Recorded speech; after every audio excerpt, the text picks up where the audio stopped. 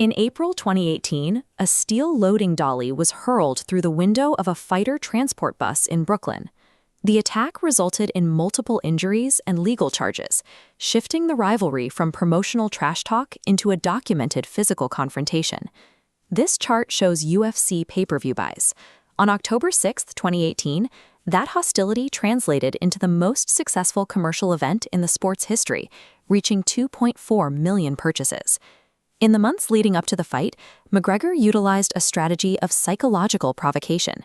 He directed personal insults at Nurmagomedov's Islamic faith, his family, and his home country of Russia.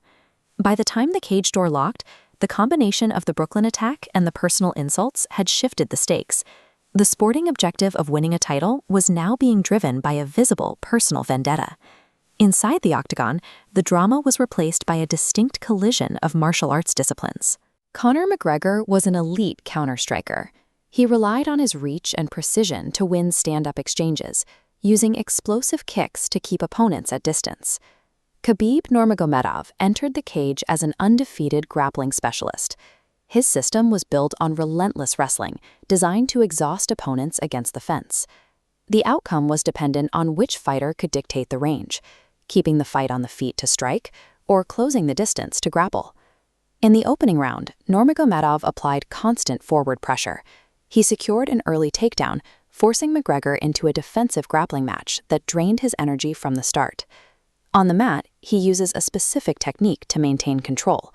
He crosses his legs over his opponent's ankles, pinning them down. This eliminates their ability to post their feet on the canvas, removing the leverage needed to stand up or escape. This grappling dominance set the stage for the most unexpected moment of the second round. McGregor, the elite striker, was dropped by the wrestler's punch. The knockdown resulted from tactical positioning. Expecting another takedown, McGregor lowered his hands to protect his hips. Nurmagomedov recognized the opening and landed a heavy, looping right hook to the chin. He immediately followed the strike by dragging McGregor back to the mat for a barrage of ground strikes. He used the constant threat of the takedown to land the punch. McGregor's defensive focus on his legs left his head vulnerable to the striking exchange. McGregor had a brief period of success in the third round. He successfully defended several takedowns and won the majority of the striking exchanges on the feet. However, the energy required to grapple had caused visible fatigue. As they clinched against the fence, McGregor was heard telling Nurmagomedov, "It's only business." In the fourth round, Nurmagomedov returned to his primary strategy. He took a depleted McGregor to the mat one final time to secure the finish.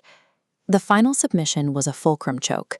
Instead of targeting the windpipe, the forearm is placed directly across the opponent's jaw. Using the elbow as a pivot point, the attacker cranks the neck sideways. This severe pressure on the cervical vertebrae forces the immediate tap. The execution of this submission completed a performance that systematically neutralized McGregor's skill set in every round. The moment the fight ended, the discipline of the octagon disappeared. Nurmagomedov vaulted over the cage fence and into the arena crowd. He was targeting Dylan Danis, a member of McGregor's team. This initial attack triggered a series of physical altercations between the two camps and the spectators. Inside the cage, a separate brawl broke out. McGregor exchanged punches with several members of Nurmagomedov's team who had climbed into the octagon during the confusion. The fallout was immediate. UFC President Dana White refused to present the belt to the winner inside the cage, citing the high risk of a riot among the spectators. The Nevada State Athletic Commission issued severe disciplinary actions. Nurmagomedov was fined $500,000 and suspended for 9 months, while McGregor received a $50,000 fine and a 6-month suspension. A performance defined by elite grappling technique ended in a sequence of uncontrolled violence. The brawl resulted in massive fines and left the sport facing intense scrutiny. The reaction to the fight revealed a sharp cultural divide that went beyond the sport of mixed martial arts. Many Western media outlets focused on the post-fight brawl as a failure of professional conduct. Conversely, several Eastern platforms portrayed the win as a defensive response to the insults directed at Nurmagomedov's faith. The victory carried significant geopolitical weight in Russia. President Vladimir Putin personally met with Nurmagomedov and his father to offer congratulations. Throughout the event, Nurmagomedov emphasized his cultural heritage. He wore the papaka, a traditional sheepskin hat, as a symbol of his identity in place of a national flag. UFC 229 remains the most watched event in MMA history. It was a technical masterclass that will be permanently linked to the personal hostility that made it a global spectacle.